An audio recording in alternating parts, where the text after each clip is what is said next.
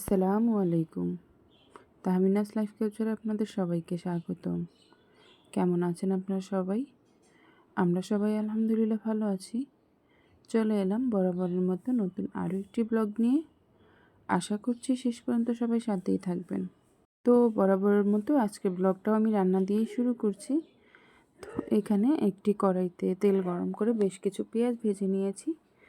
তো ক্যামেরা তো ধরে থাকি ঠিকই, কিন্তু ক্যামেরাটা অন করতেই ভুলে যাই। আর আজকেও তাই হয়েছে। এখানে আমি ক্যামেরা ধরেছিলাম কিন্তু অন করতে ভুলে গেছি, তাই শ্যুটগুলো আর করা হয়নি।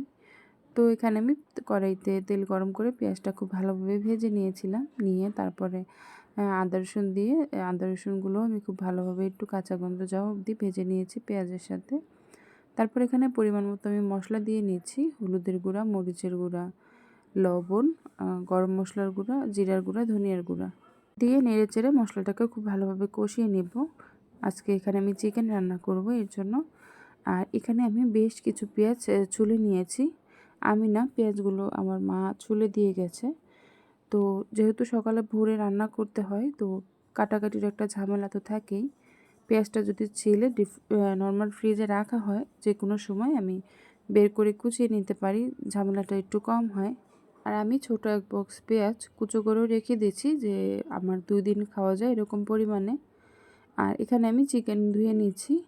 এখানে গত 2 দিন আগে একটা চিকেন আনা হয়েছিল, মোটামুটি 2.5 কেজি পৌনে 3 কেজি ওজনের ব্রয়লার মুরগি আর কি। তো ওটার যে মাংসগুলো ওগুলো দিয়ে বিরিয়ানি খাওয়া হয়েছিল, চিকেন বিরিয়ানি।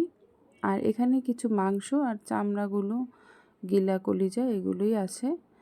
তো এগুলো বেশি দিন হয়ে গেলে ভালো লাগবে না, তাই ভাবলাম এগুলোই রান্না করে ফেলি। তো আমি খুব ভালোভাবে কেটে বেছে ধুয়ে নিয়েছি। আর আমার একটা অভ্যাস আছে, আমি হাতে পানি নিয়ে কোনো কাজ করতে পারি না। আমার যতবার পানি ধরি অতবারই হাত মুছতে হয়। আর এদিকে আমার মশলাটাও কষানো হয়ে গেছে। আমি একেবারে তেল উঠা অবধি মশলাটাকে খুব ভালোভাবে কষিয়ে নিয়েছি। তারপরেই তো চিকেনগুলো দিয়ে দিচ্ছি। তো জান্নাতের বাবা ব্রয়লার মুরগি তেমন একটা খায় না। ওনার জোর করে ওনাকে 2-1 পিস খাওয়ানো যায়, 1 পিসের মতো আর কি খাওয়ানো যায়।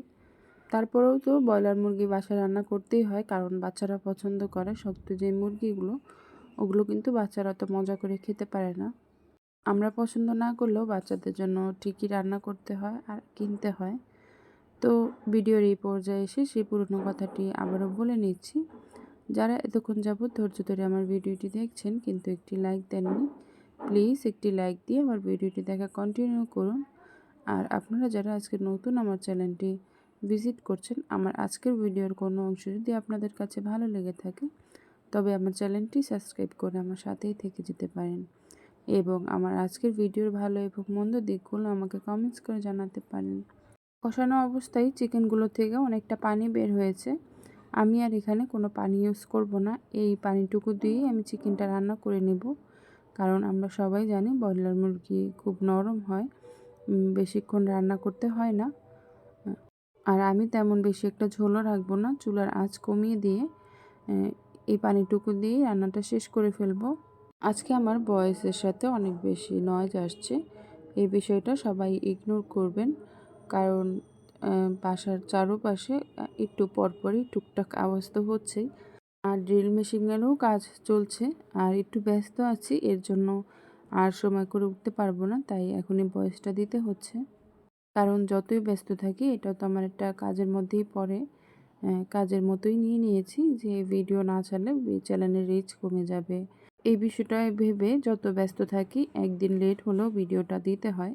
আর এখানে আমি রান্নার পাশাপাশি আমার রান্নাঘরের যে কাজগুলো ওগুলো গুছিয়ে নিয়েছিলাম। আমার চিকেনটা রান্না প্রায় হয়ে গেছে। আমি এখানে কিছু পরিমাণ টালা জিরার গুঁড়ো দিয়ে দিয়েছিলাম, দিয়ে একটু সময় ঢেকে রেখেছিলাম। তো রান্নাটা আমার হয়ে গেছে। আমি এখন নামিয়ে নিব, কারণ যেহেতু শীতকাল, খাওয়ার আগে আমার আর একটু গরম করতে হবে। এখন তো চারদিকে শুধু মাইকিং আর মাইকিং, মাইকিংয়ের জন্য কোনো কাজই করা যায় না। এই যে আমি এতটুকু সময় ভয়েস দিতে নিয়েছি, এর মধ্যে যে কয়বার মাইকিং চলছে আর কয়বার আমি থেমেছি তার কোনো ঠিক নেই। তো শুধু চিকেন দিয়ে তো খাওয়া হবে না, তাই ভাবলাম একটু ভাজি করে নেই, কারণ চিকেনটা জান্নাতের বাবার, আমি তেমন পছন্দ করি না ব্রয়লার মুরগি।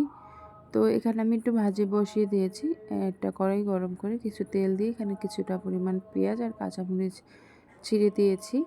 আর সাথে একটু আদা রসুন বাটা, লবণ আর অল্প পরিমাণের একটু হলুদের গুঁড়া দিয়ে দিয়েছি। দিয়ে আমি এখন একটু সময় ভেজে নিচ্ছি।